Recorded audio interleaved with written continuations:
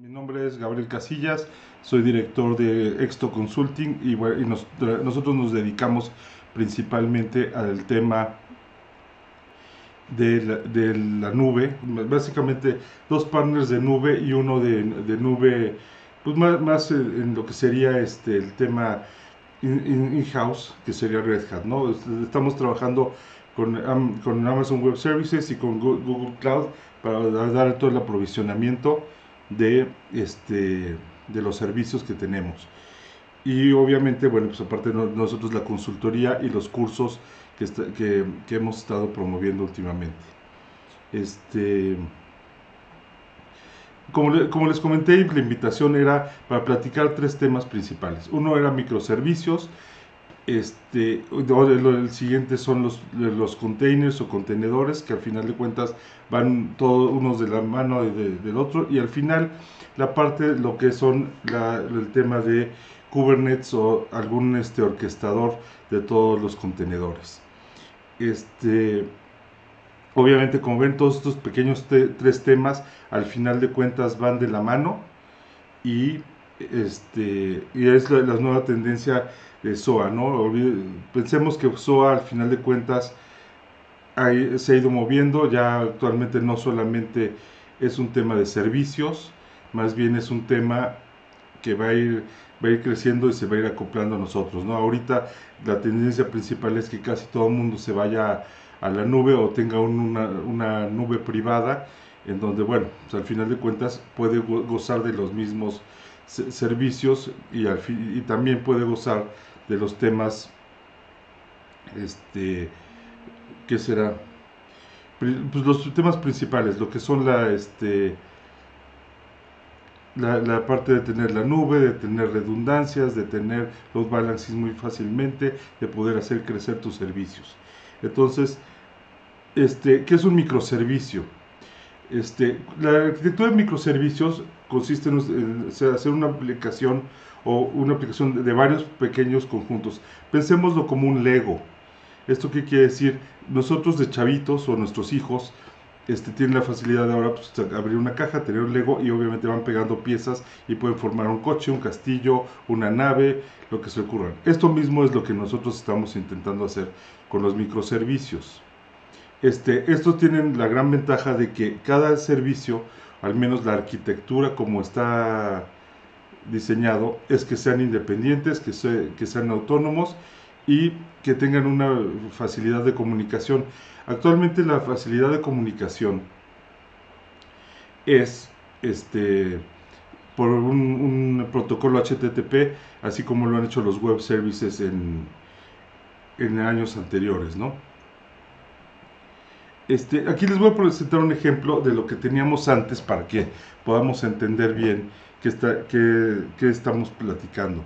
Del lado, aquí en el lado izquierdo de la pantalla podemos ver una aplicación monolítica, o lo que ahora llaman la aplicación monolítica, que básicamente, pues, son las aplicaciones que casi todos conocemos, que están envueltas en un jar o en un WAR o hasta en un EAR, ¿no?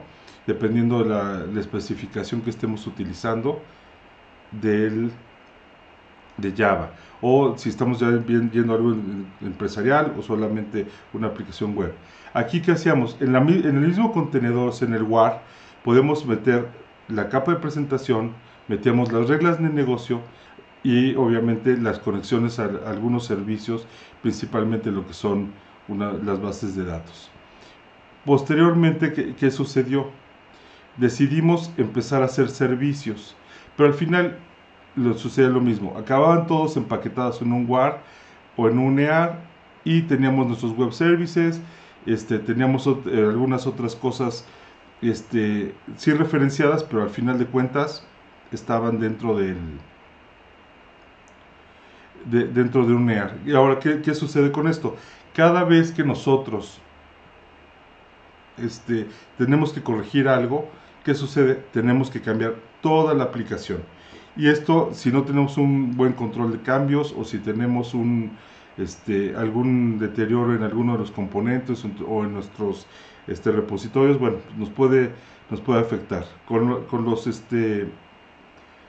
microservicios, bueno, pues vamos a pasar a un tema un poquito más atómico, que obviamente nos genera algunos otros problemas en cuanto a la administración, pero nos facilita todo el tema de probar los componentes al hacer estos totalmente ágiles y al mismo tiempo atómicos. ¿Esto qué quiere decir?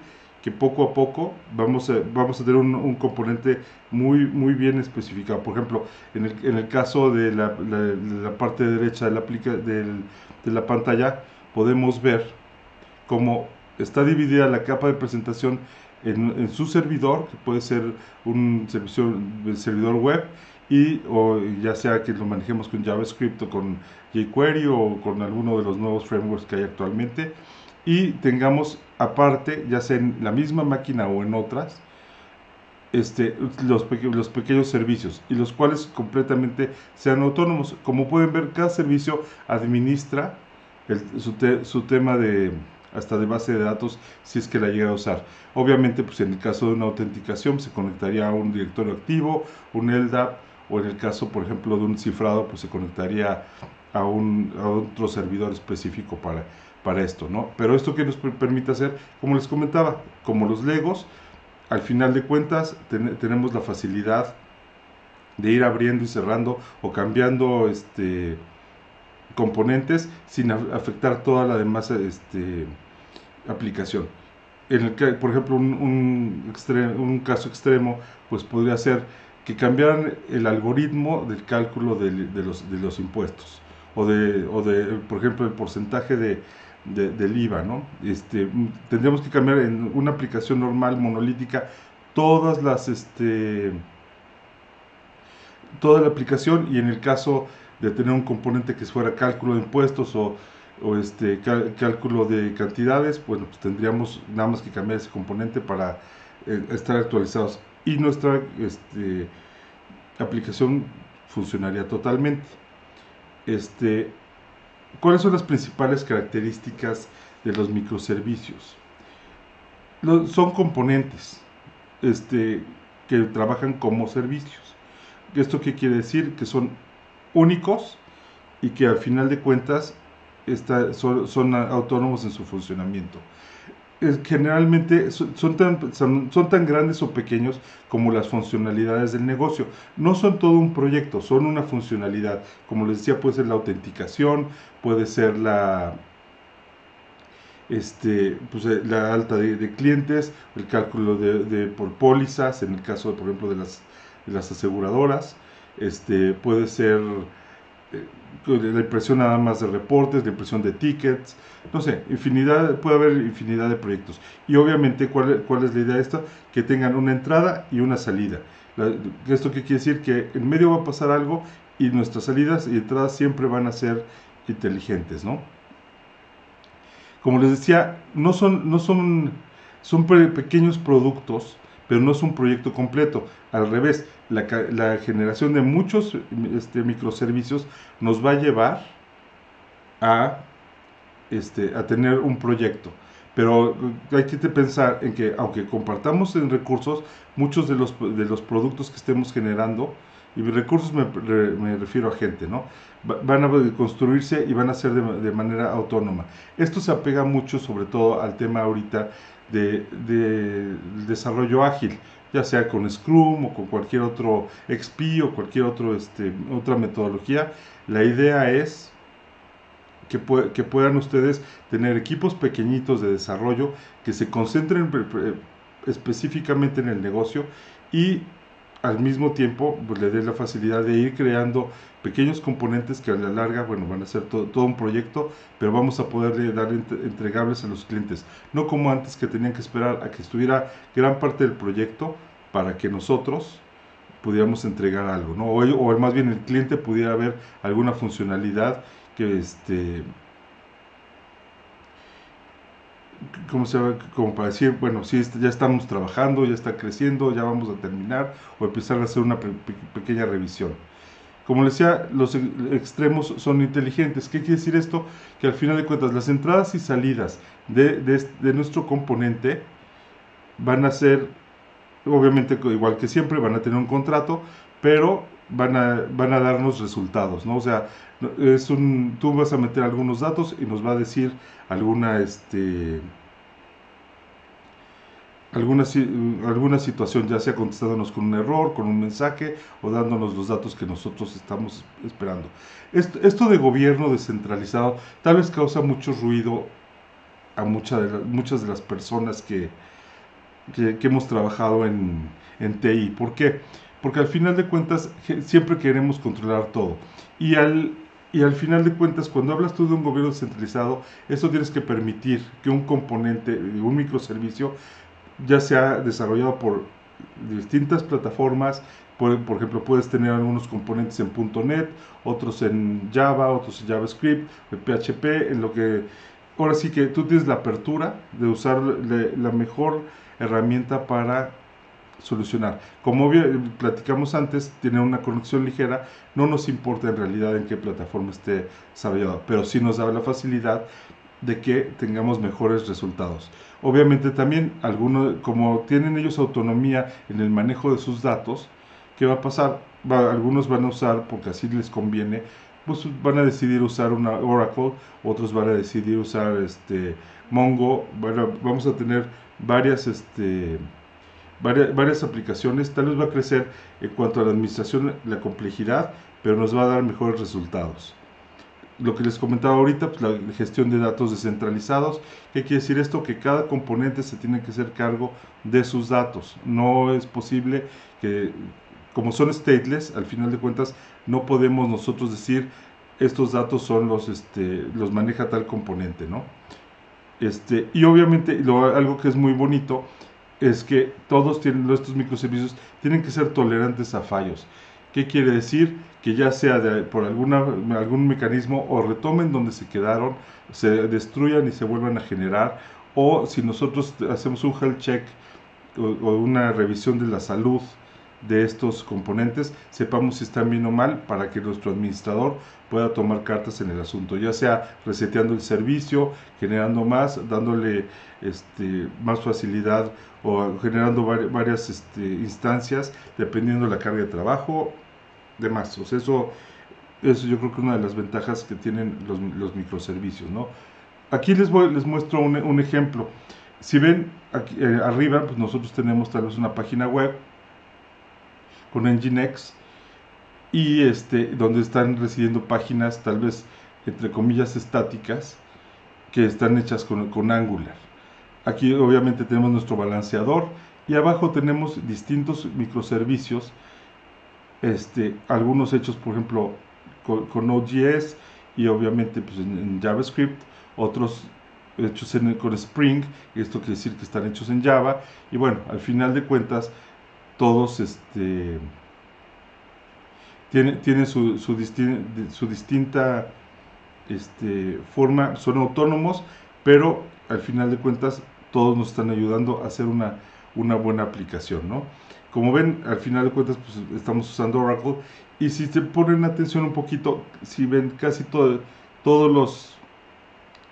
los cuadritos donde vemos un componente, tienen en una de las orillas una ballenita que es la ballena de Docker. ¿Esto qué quiere decir? Que los microservicios, para que viva un microservicio necesita un contenedor.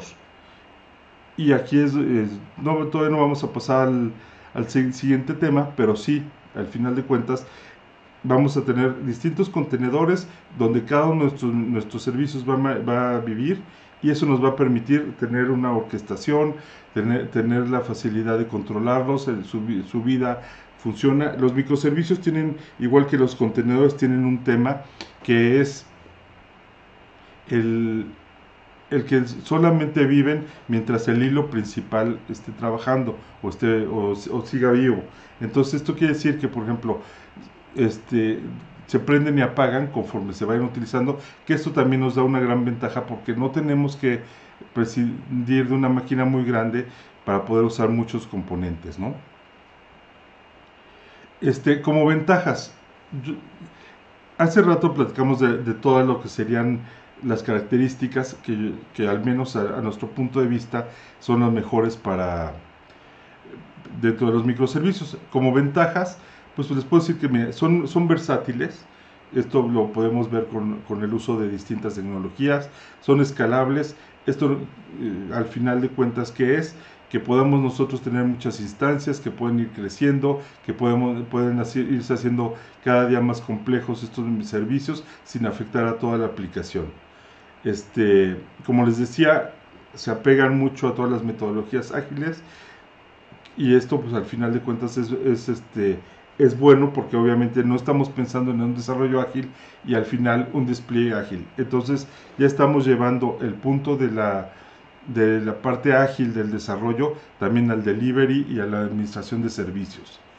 Esto que nos permite pues una mejora rápida y continua. ¿Qué quiere decir esto? Si encontramos un detalle en uno de los servicios, sin tirar toda la aplicación, podemos nosotros darles a corregirlo y hacer un nuevo despliegue de ese componente y corregir casi al vuelo los detalles que pueda tener, ¿no? El mantenimiento, pues obviamente, tenemos muchos componentes, pero muy sencillos o de más fácil, de más fácil administración y también mantenimiento. Esto también hace que el soporte a la larga sea mucho más sencillo, ¿no?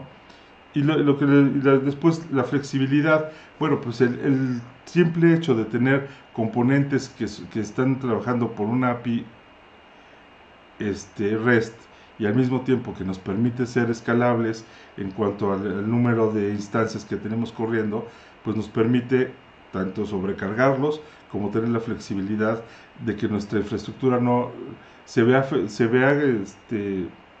¿cómo les diré? Se vea modificada conforme la carga de trabajo que tenemos. Por ejemplo, un caso clásico podría ser las noches de Liverpool o de Palacio de Hierro. En ese momento, obviamente, en muy pocas horas hay una gran cantidad de personas que están acudiendo a las tiendas, y por lo mismo tienen que tener la facilidad de que todas las cajas estén funcionando al 100 y no se alenta el cobro. Entonces, ¿qué puede Liverpool, por ejemplo, estando en la nube? ¿Qué es lo que está haciendo? Al final de cuentas, llega el evento, crece su infraestructura para poderle dar cabida a todas las tiendas y a todas las cajas, como si estuvieran casi trabajando toda la lógica de negocio para cada caja. Y eso pues, facilita y garantiza que puedan hacer los cobros, puedan definir entregas y todo, aunque estén cientos de personas esperando, ¿no? Eso es un ejemplo que creo que muy ilustrativo de cómo funciona esta tecnología. Ahora, que hay, obviamente, como en todo, pues así hay ventajas, pues hay contras, ¿no? Cuando nosotros probamos una aplicación, o ya que la desarrollamos, determinamos que es tiempo de que vaya a QA, se pueden hacer algunas, ya obviamente pasamos por pruebas que son unitarias, tal vez algunas de concepto, pero obviamente poder probar toda la aplicación con los microcomponentes, bueno, eso es un paradigma nuevo para la gente que está haciendo esto. Eso hace que sean mucho más complicadas, porque obviamente tienen que probar que cada uno de los componentes, todas sus entradas y salidas funcionen, y al mismo tiempo también que si tú puedes hacer una consulta de cuál es su calidad de vida o cómo está funcionando el componente, te responda. Otro de los temas es que tenemos que ir a una orquestación de microservicios. Cuando estamos hablando de uno o dos componentes, pues no pasa nada, ¿no? Con una aplicación normal, ahorita tal vez tenías un WAR, ya sea que usaras un ESB o usaras un web service, bueno, tendrías que controlar cada uno de ellos, pero hasta ahí. Pero obviamente ahora que tienes muchos componentes, pues tienes que darle una forma de administrarlos y organizarlos a cada uno de ellos, ¿no? Después, en el tema de desarrollo, al ser autónomos, esto que nos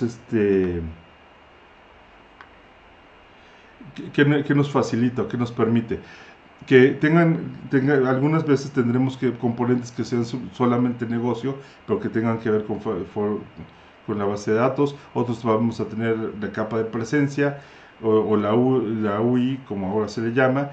Entonces vamos a tener que mejorar nuestra calidad de desarrolladores, llevándolos a que sean puro full stack. ¿Esto qué quiere decir? Que tanto puedan trabajar gente en la parte front, como pueda para en el negocio, tal vez en algunos servicios y en la base de datos.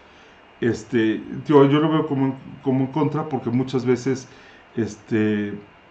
íbamos creciendo algunos de nuestros desarrolladores conforme va moviéndose su capacidad, y actualmente pues sí tenemos que tener un poquito de mayor calidad para hacer todo esto, ¿no?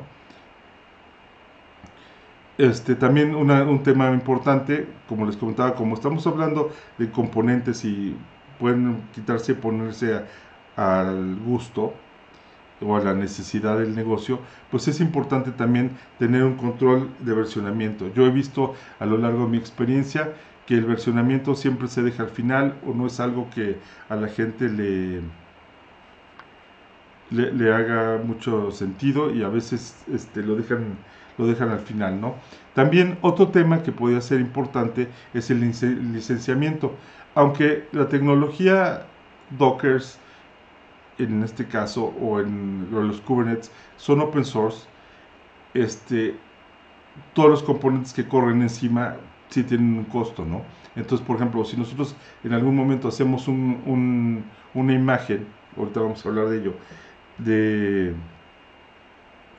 que tiene un WAS, o que tiene un Oracle, o que tiene un MySQL, o algo por el estilo, al final de cuentas sí nos vamos a ver afectados por el tema del licenciamiento. Y esto hay que tenerlo muy en cuenta, sobre todo por los costos que puede generar a la casa donde estemos trabajando, o al área de sistemas, ¿no? Ahora, pasando, como les han visto ahorita, al final de cuentas, todo esto vive dentro de un contenedor.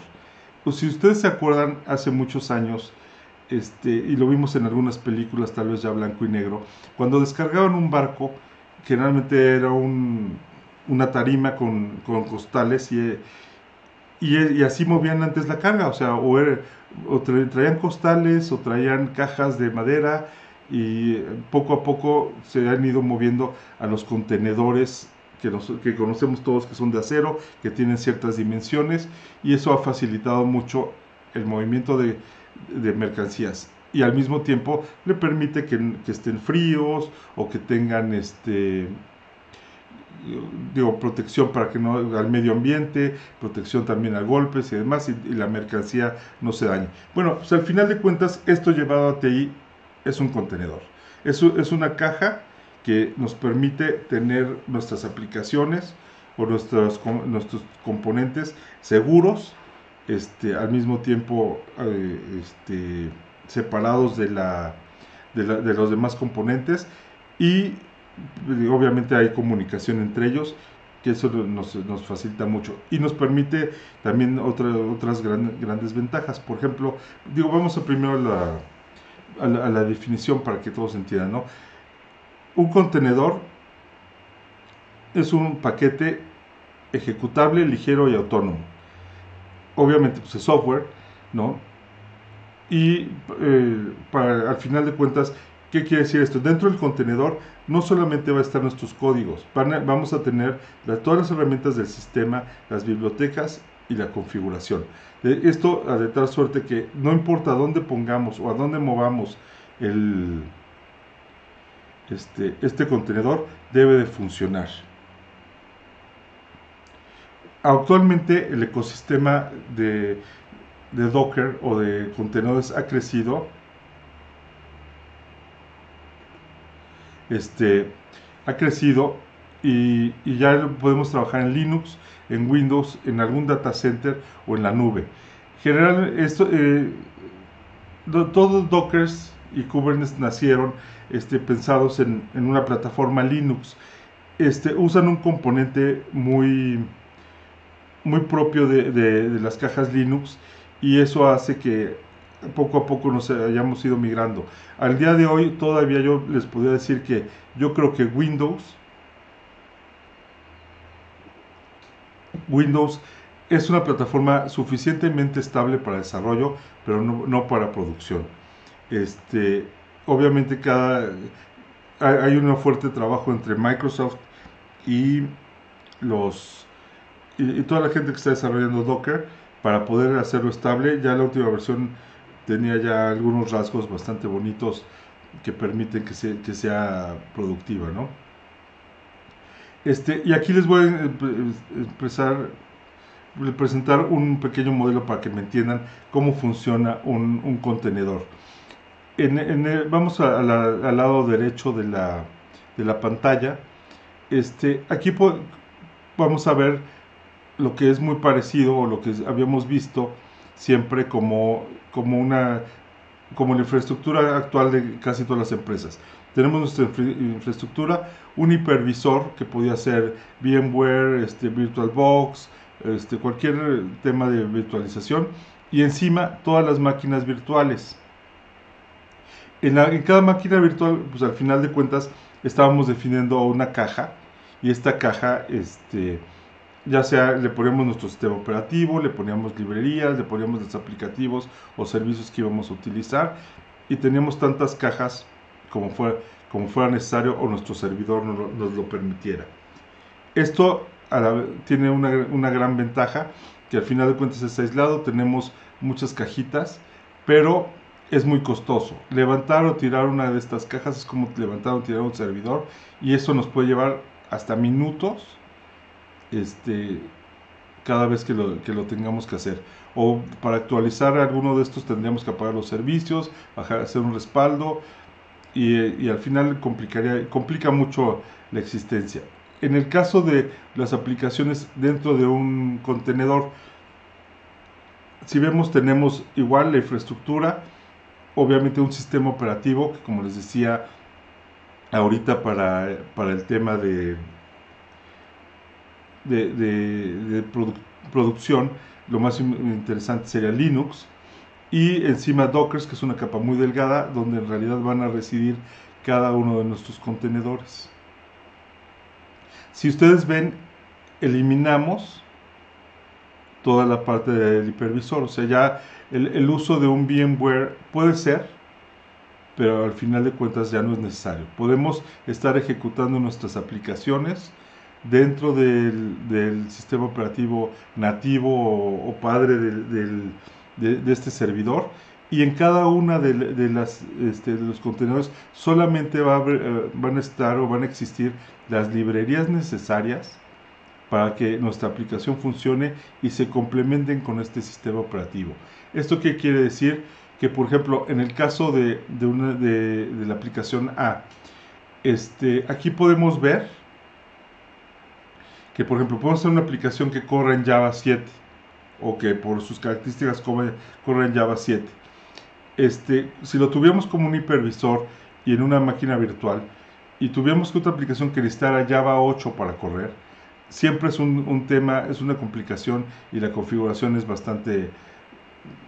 hay que trabajar un ratito para que funcione. En cambio aquí, en la aplicación A podemos tener un Java 7, en la B un Java 8, tal vez igual, por ejemplo, en la C podemos tener un WAS que fuera un 5 punto algo, y en el D una versión 8.5, no sé.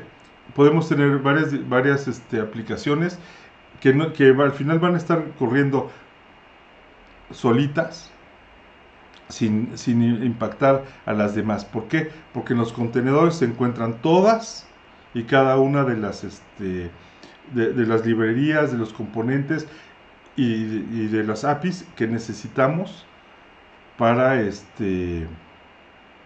que trabajen correctamente. Entonces, básicamente esa es la gran ventaja de Docker, ¿no? Que nos facilita el uso de quitar una capa que es muy robusta, y al final de cuentas nos permite ¿cómo se llama?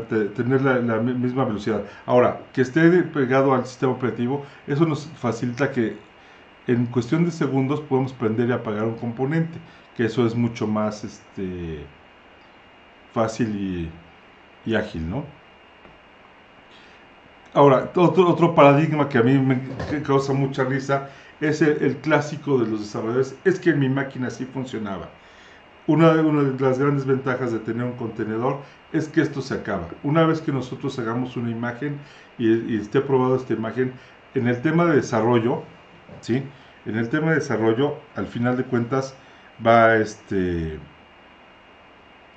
va a permitir que todos los desarrolladores estén usando el mismo contenedor, con las mismas APIs, con las mismas librerías, hasta con la misma herramienta de desarrollo. Entonces, ya no puede, ya ahora sí se acabó en mi máquina así funciona, ahora debe funcionar en cualquier parte. Como les decía, los contenedores, digo, igual que todo, tienen varias características muy buenas, que son, por ejemplo, tienen una configuración fácil y rápida. O sea, una vez que nosotros definamos toda la configuración, todos los componentes, todos los APIs que van dentro de esa imagen, ya eso lo podemos publicar, lo podemos mandar a un hub donde puede repartirse a todas nuestras áreas y al mismo tiempo garantizar que está corriendo y es funcional, ¿no? Esto que nos permite aumentar la productividad, ya que no es necesario que nadie diga, es que hoy perdí todo el día configurando mi máquina, oye, no me queda, no, usa la imagen y ya no debemos de tener problemas, ¿no? Eso quiere decir que en cuestión de minutos podemos estar trabajando. Una de las ventajas es el aislamiento de aplicaciones. Como les decía, como estamos trabajando en una arquitectura que al final es microservicios o aplicaciones legacy, también podemos montarlas ahí, las tenemos confinadas y es muy fácil que nosotros podamos determinar si una u otra aplicación está ¿cómo se llama? Causando algún problema, resetear ese servicio. Todos los contenedores deben de tener una característica. A todos debemos de poder preguntar mediante un llamado cuál es tu estado de salud. ¿Esto qué quiere decir? Hacer un health check en el cual nos diga, oye, estoy apanicado, sabes que no tengo memoria, tengo tanto uso, se están colando tantas personas, y eso para que nos permita tomar decisiones al vuelo y al final de cuentas hagamos estos componentes mucho más útiles.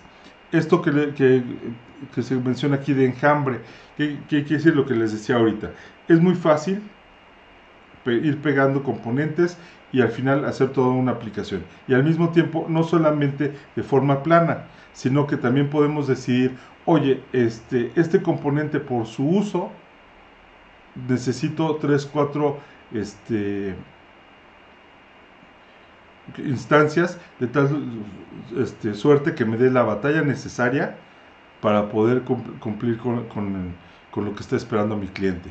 Entonces no solamente podemos ya crecer de una manera plana, sino que podemos hacer también un load balancing o una alta disponibilidad dentro del aplicativo con los distintos componentes, ¿no? Obviamente, como decía, pues al final de cuentas todos son servicios y tienen una gran gestión de seguridad.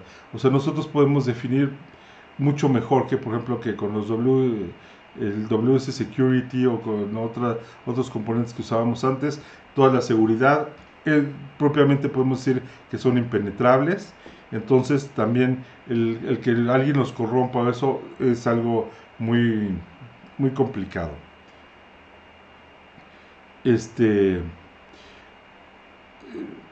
Perdón, aquí hay un error, aquí no debía decir vacíos de la documentación.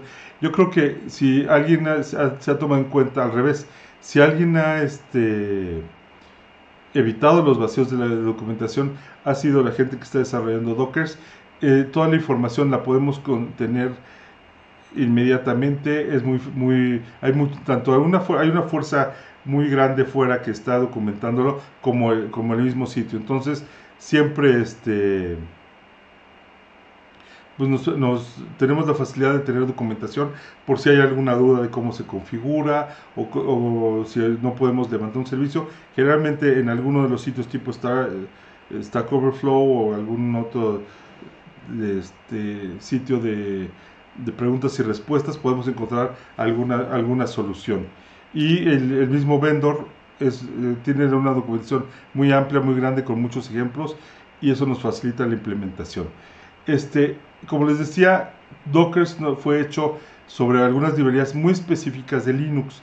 Entonces, cuando lo tratamos todavía de trabajar, por ejemplo, en un Mac OS, que no es Linux al final de cuentas, o en un Windows, pues sí podemos hacerlo, pero todavía no está recomendado como para hacerlo en un tema productivo, ¿no? Sí podemos hacer QA, sí podemos hacer desarrollo, podemos hacer hasta un demo o una oficina prototipo, algo por el estilo, con la salvedad de que va a correr mucho mejor en producción siempre y cuando tengamos un entorno nativo.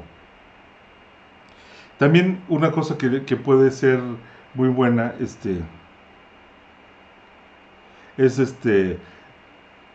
hay que hacer tiene que tener una curva de aprendizaje. Esta no es muy grande, sobre todo si obviamos el tema de entender el contenedor. O sea, si nosotros con que garanticemos que nuestro desarrollador puede trabajar dentro del contenedor, debe de estar trabajando, ¿no? O sea, ya puede empezar a producir. Y lo mismo, tan pronto lo migremos a alguno de los ambientes de pruebas o de productivo, pues también es inmediato las bondades que podemos verle, ¿no?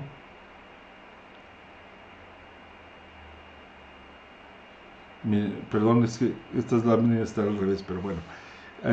Por ejemplo, lo que les comentaba ahorita, en realidad estas son las ventajas. Aquí sí tenemos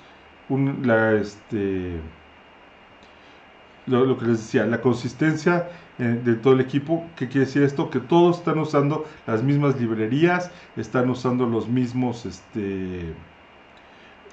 entornos para desarrollar. Obviamente, pues eso mismo pasa con los entornos, como les decía, para hacer las pruebas. Aquí sí nos facilita el poder tener un componente, quitarlo, ponerlo, cambiarlo, hasta que quede afinado a lo que nosotros estamos buscando, ¿no?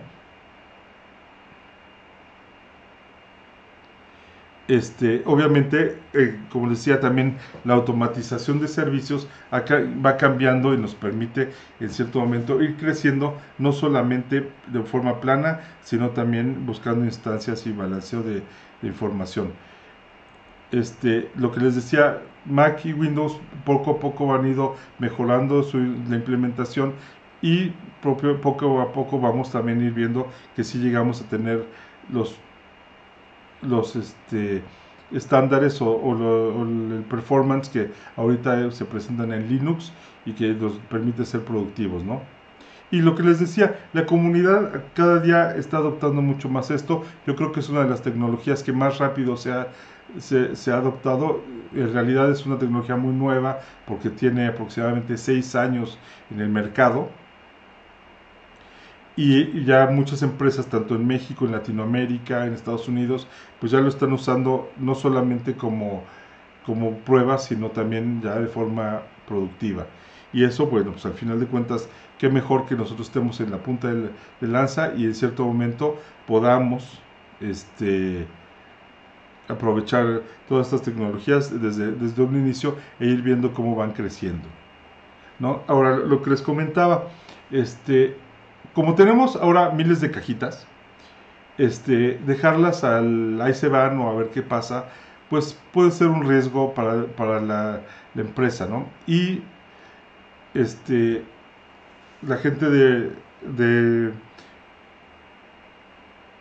Google empezó a trabajar con todo el tema de Docker, con todos los contenedores y demás, y después cuando vio que sí se volvía todo un tema, manejar toda la administración, empezó a desarrollar toda la administración y orquestación de contenedores.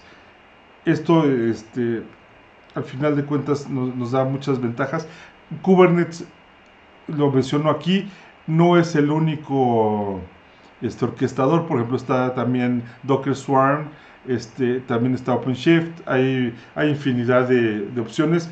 Yo me estoy tocando aquí el tema de Kubernetes principalmente porque yo creo que ahora sí el líder es el que está llevando, dirigiendo o diciendo hacia dónde va este tema. Y bueno, pues y la verdad es que todo el mundo lo está siguiendo. O por ejemplo, OpenShift, al final de cuentas, es un fork, o sea, es un híbrido de lo que está presentando Kubernetes. Entonces, yo lo estoy tomando como el líder de facto, ¿no?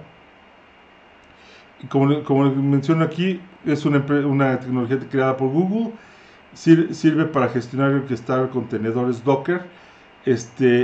Tiene la facilidad de que podemos usar otro tipo de contenedores, pero en realidad está hecho para Docker, ¿no?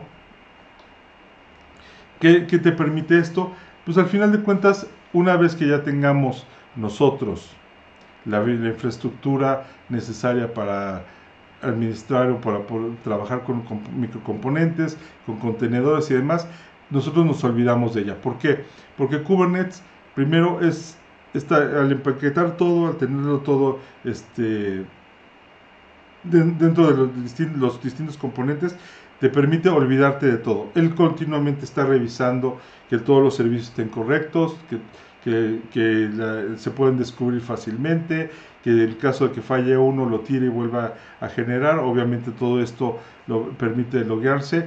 Hay muchas herramientas para poder tú tener el control sobre ello, pero Kubernetes al final de cuentas es un poquito inteligente, va aprendiendo de tus aplicaciones y te permite que a la larga puedas dar unos mayores tiempos de vida, que estés arriba mucho tiempo y no tengas caídas que la cual matas toda la aplicación y ya no sabemos ni qué hacer a veces, ¿no? Las características, pues, como les comentaba, bueno, obviamente puede permitirte tanto la orquestación de almacenamiento. ¿Esto qué quiere decir? Que al final de cuentas nosotros tenemos los contenedores, obviamente hay un espacio para poder guardar y poder persistir toda la información que estamos manejando dentro de ellos, y al final de cuentas nos va a facilitar que, que esto funcione de una manera muy ágil, ¿no? Tenemos el balanceo de cargas y el descubrimiento de servicios. Esto, como les decía, el mismo Kubernetes va a decidir en algún momento, en base a algoritmos que tiene, qué tan fácil y qué tan ágil puede ser el tener uno o más componentes o uno o más instancias de las distintas imágenes de Docker, y eso al final de cuentas va a aliviar mucho la operación, va a detectar en dónde se encuentran los cuellos de botella, los va a intentar resolver, va a asegurarse de que todos los componentes estén listos y funcionando cuando deban de estarlo, y eso pues al final de cuentas va a alargar un poquito la operación. Mucha gente se preocupa cuando dices que se descubren servicios. Esto, ¿por qué? Porque cuando tienes aplicaciones que son desacopladas o que no tienen ninguna fuerza entre sí,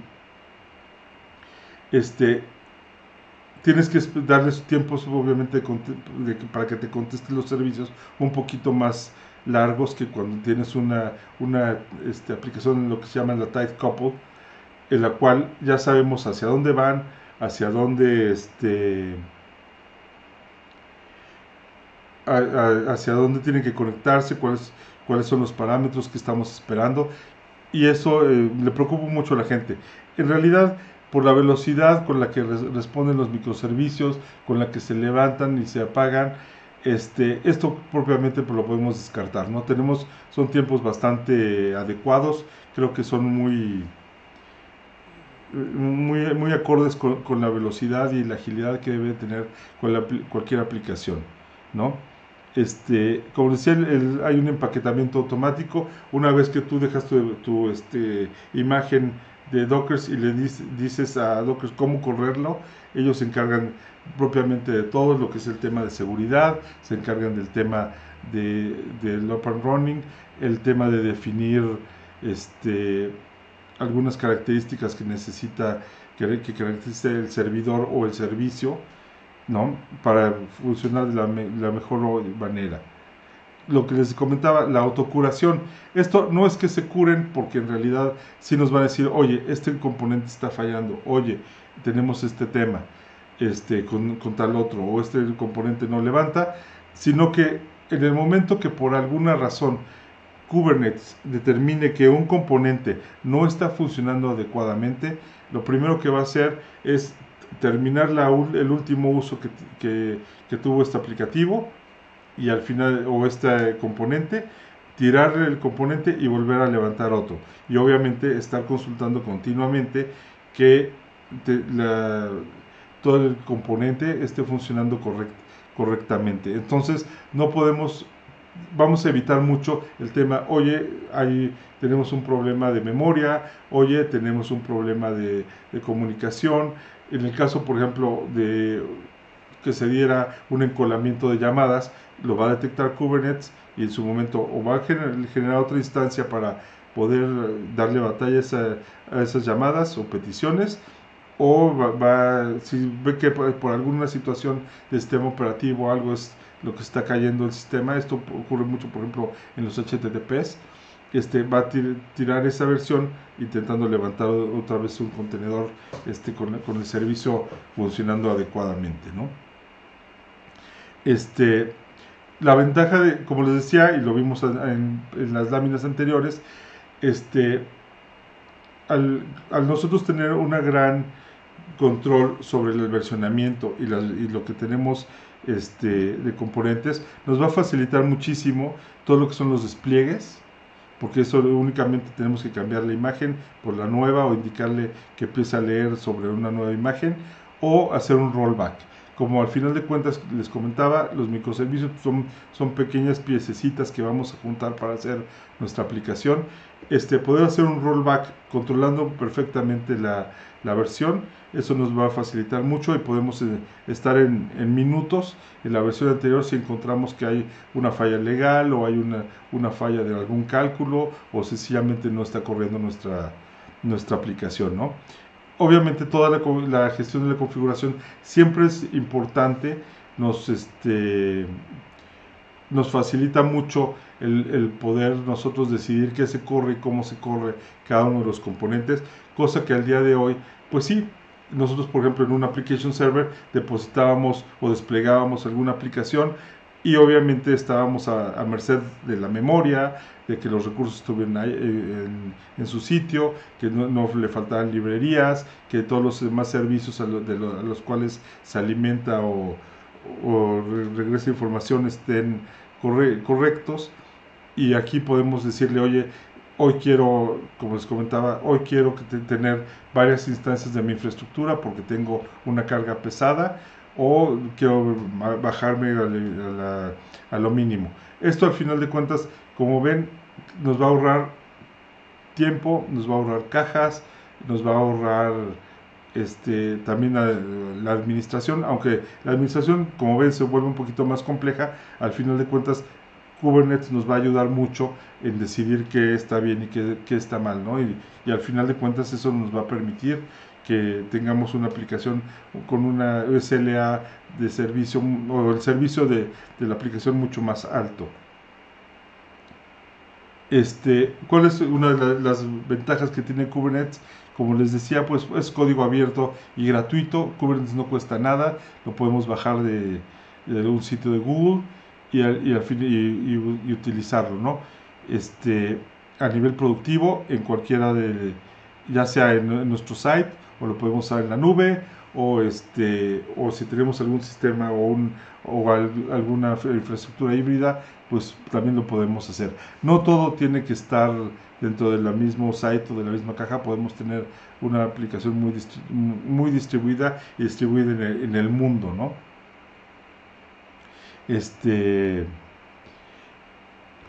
Por ejemplo, otra de las cosas, podemos utilizarlo en cualquier tipo de plataforma. O sea, actualmente la gran mayoría de las nubes que utilizamos, sobre todo como venimos de la virtualización de usar VMware y VirtualBox y demás, pues usamos o estamos comprando casi siempre todo lo que son las PaaS, ¿no? O sea, plataformas como un servicio.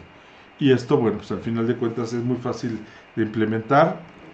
Hay que hacerlo, pero no es algo fuera del otro mundo, ¿no? Y nos permite, por ejemplo, sin preocuparnos, podemos estar, por ejemplo, en Google Platform, o podemos estar en Amazon, o podemos estar en Rackspace, o en Azure, ¿no? En realidad está muy abierto para que ninguna de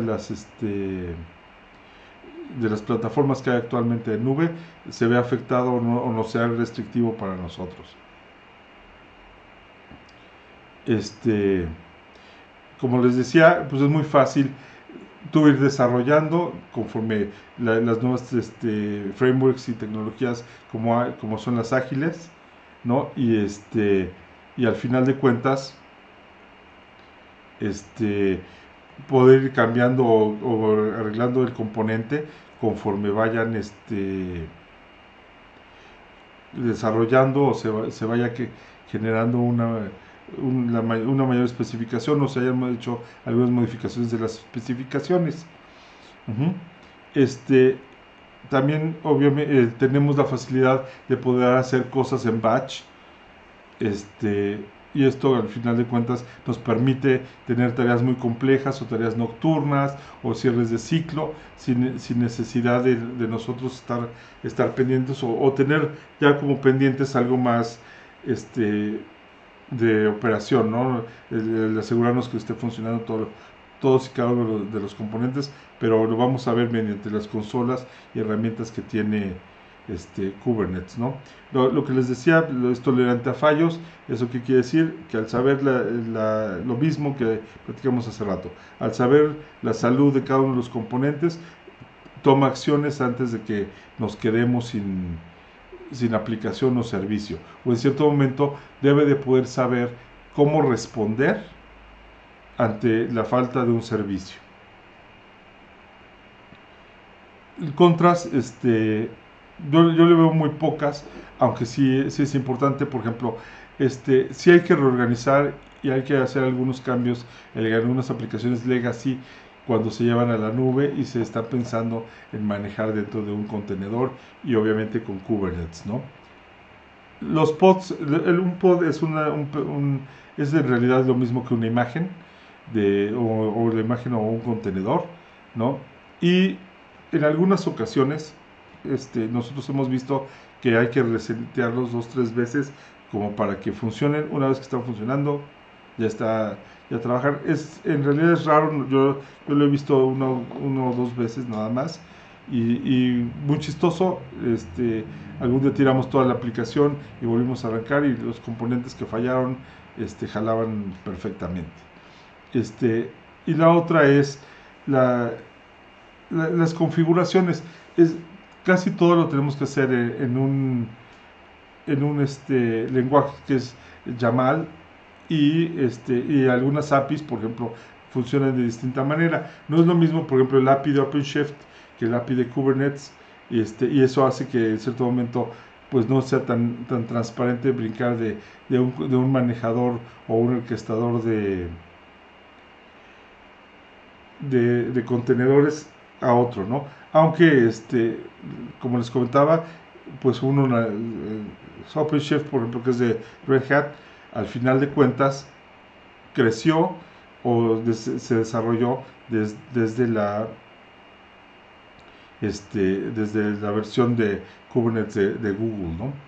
Entonces, básicamente, pues esto es lo que les quería platicar, mostrarles las grandes ventajas que tiene las nuevas tecnologías. Creo yo que es algo muy interesante el hecho de poder empezar a trabajar con esto. Nosotros vamos a hacer algunos videos como en el cual vamos a estar explicando todas las distintas tecnologías.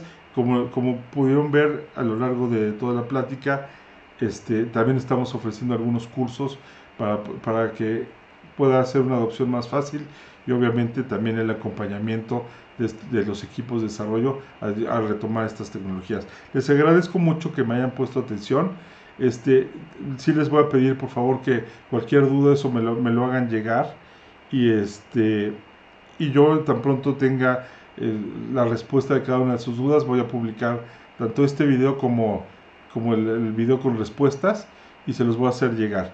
Igual va a quedar en YouTube de forma pública para que cualquiera lo pueda consultar y mañana podamos retomar estos temas. Les agradezco.